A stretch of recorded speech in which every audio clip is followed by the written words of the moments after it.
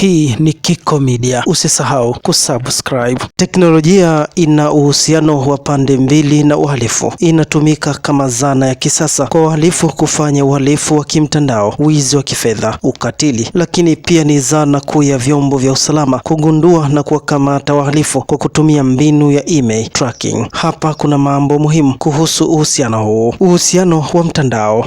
Wahalifu hutumia teknolojia kufanya ukatili wa kijinsia, kuiba taarifa za kibenki na kutumia artificial intelligence yani AI kuchochea uhalifu. Mbinu za kijanja.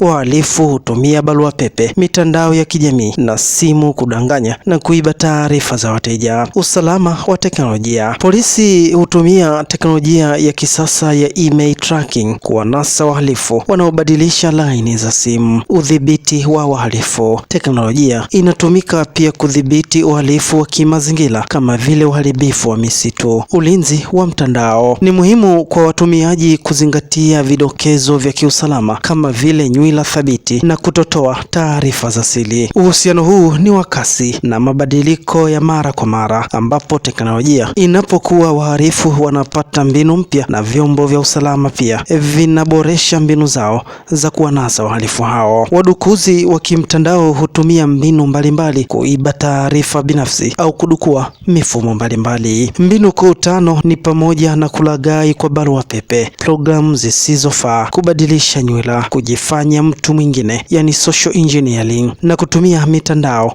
isiyo salama kama wifi. Hapa kuna ufafanuzi wa mbinu hizo ambapo hutumiwa na wahalifu kuweza kukuibia. Wahalifu huweza kukulaghai kwa kutumia barua pepe. Wadukuzi hutuma ujumbe au barua pepe zinazoonekana kutoka katika taasisi halali kama vile benki ili kukuhadaa utoe taarifa zako za siri kama nywila au namba za kadi ya benki. Pia wahalifu wakitaka kukuibia hutumia program zisizofaa. Hii ni mbinu ya kuingiza program hatari kwenye kompyuta yako au simu yako bila wewe mwenyewe kujua. Mara nyingi kupitia viungo yani link au faili ulizopakua ili kuiba taarifa na kuharibu mifumo yako. Mbinu nyingine ambayo hutumiwa na wahalifu kwa ajili ya kukuibia ni kubadilisha nywila au password. Wadukuzi hutumia program za kompyuta kujaribu mchanganyiko wa nywila maelfu kwa sekunde moja ili kupata nywila dhaifu na kuingiza kwenye akaunti zako. Njia nyingine ambayo wahalifu hutumia kukuibia ni njia ya kupiga simu. Wadukuzi hutumia njia ya kuongea na kuwasiliana na wewe wakijifanya ni watu wengine kama wafanyakazi wa kampuni za simu ili kukushawishi uwape taarifa zako binafsi, na pale utakapowapa taarifa za siri ndipo uhalifu huo utakapotekelezwa. Mbinu nyingine wanayoitumia wahalifu kwa ajili ya kukuibia ni mitandao isiyo salama yani wifi. Wadukuzi wanaweza kuunda mitandao ya wifi ya bure yani public wifi na kuiba data zote zinazopita kwenye mtandao huo wakati unautumia, mfano kama nywila za akaunti zako za benki na akaunti zako za simu. Kuepuka kudukuliwa kunahitaji umakini wa kidijitali na hatua thabiti za kiusalama. Mambo 10 ya kufanya ili